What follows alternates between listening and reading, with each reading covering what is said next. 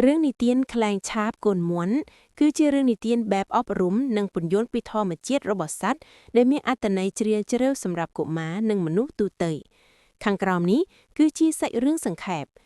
កាលពីព្រេងណាយមានសត្វខ្លែងនិងមេមាន់គឺជាមិត្តភក្តិនឹងគ្នាថ្ងៃមួយសត្វខ្លែងបានខ្ចីមកជុលវេទមន្តមួយពីមេមាន់ដើម្បីយកទៅដេររួមស្លាបដែលដាច់ឲ្យស្អាតឡើងវិញមេមាន់ក៏ព្រមឲ្យខ្ចីប៉ុន្តែបានផ្ដាំថាសម្លាញ់អើយមកជួលនេះសំខាន់ណាស់សូមកុំធួឲ្យបាត់អីសោះខ្លែងយកមកជួលនោះទៅប្រើរួចក៏ដោតទុកនៅលើស្លាបរបស់ខ្លួន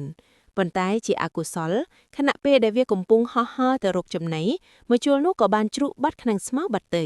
ខ្លែងភ័យណាស់ក៏ចុះមកកកាយដីរកមកជួលនោះប៉ុន្តែរកយ៉ាងណាក៏រកមិនឃើញដល់ពេលកំណត់ឬសងមកជួលវិញមេមន់មកសួររកខ្លែងប្រាប់តាមត្រង់ថាបានធ្វើបាត់ហើយមេមន់ខឹងខ្លាំងណាស់ក៏និយាយថាបើឯងរកមកជុលឲ្យយើងវិញមិនឃើញទេយើងនឹងឲ្យកូនចៅយើងចឹកក្បាលឯងហើយឯងក៏មិនអាចរាប់អានជាមួយយើងបានទៀតដែរខ្លែងក៏ឆ្លើយតបវិញដោយកំហឹងថាបើអញ្ចឹងចាប់ពីថ្ងៃនេះទៅយើងនឹងឆាបយកកូនចៅឯងម្ដងម្នាក់ដើម្បីដោះដូរនឹងមកជុលដែលបាត់នោះឯងមេរៀនអប់រំក្នុងរឿង 1. ការរក្សារបស់មានតម្លៃរបស់ដែលអ្នកដទៃទុកចិត្តឲ្យយើងខ្ចីត្រូវតែថែរក្សាឲ្យបានល្អបំផុត